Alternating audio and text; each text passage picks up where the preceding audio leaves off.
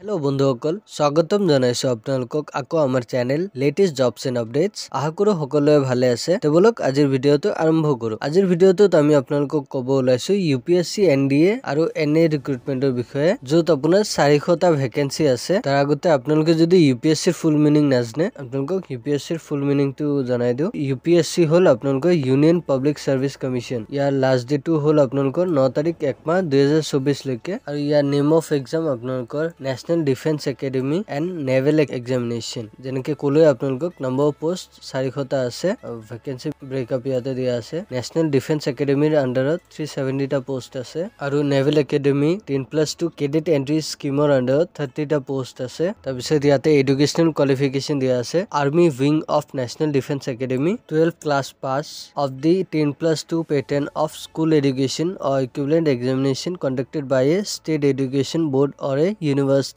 মানে আপোনালোকে যদি আৰ্মি উইং ন্যাশনাল ডিফেন্স একাডেমিত যায় তেতিয়া হলে আপোনালোকে 12 পাস হ'ব লাগিব যিকোনো স্কুল বা ৰেকগনাইজ বোৰ্ড ইউনিভাৰ্চিটিৰ পৰা তাৰপিছত air force and naval wings of national defence academy and for the 10+2 cadet entry scheme at the Indian Naval Academy 12 class pass with physics chemistry and mathematics of the 10+2 pattern of school education or equivalent conducted by the state education board or a university মানে আপোনালোকে 12 pass হ'ব লাগিব physics chemistry আৰু mathematics subject ले 10+2 pattern school education बा जिकुनो state बा recognised board university পৰা তাৰপিছত ইয়াতে দিয়া আছে candidates who are appearing in the 12th class under 10+2 pattern of school education or equivalent examination can also apply for this examination মানে আপোনালোকে যদি এতিয়া ক্লাস 12 ত পঢ়ি আছে যিকুনো স্কুল বা এডুকেশন বোৰ্ডৰ পৰা তেতিয়া আপোনালোকে এটোত এপ্লাই কৰিব পাৰে তাৰপিছত ইয়াতে এজ লিমিট দিয়া আছে only unmarried male and female candidates born not earlier than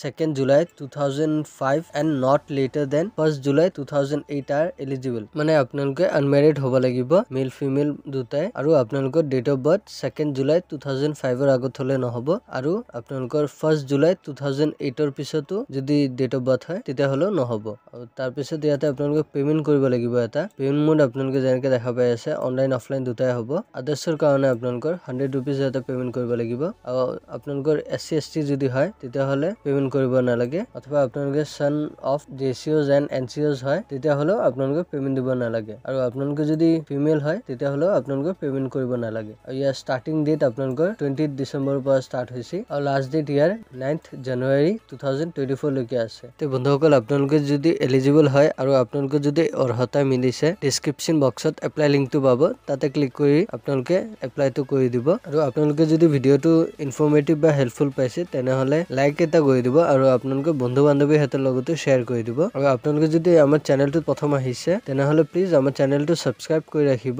কিয়নো আমি অসমৰ লগতে ভাৰতৰ বিভিন্ন ধৰণৰ চাকৰি খবৰ আপোনালোকৰ কাৰণে ভিডিওৰ মাধ্যমে লৈ আহি থাকো তে প্লিজ চেনেলটো সাবস্ক্ৰাইব কৰি ৰাখিব তে বন্ধুসকল আজিলৈ ইয়াতে সামৰিলো ধন্যবাদ।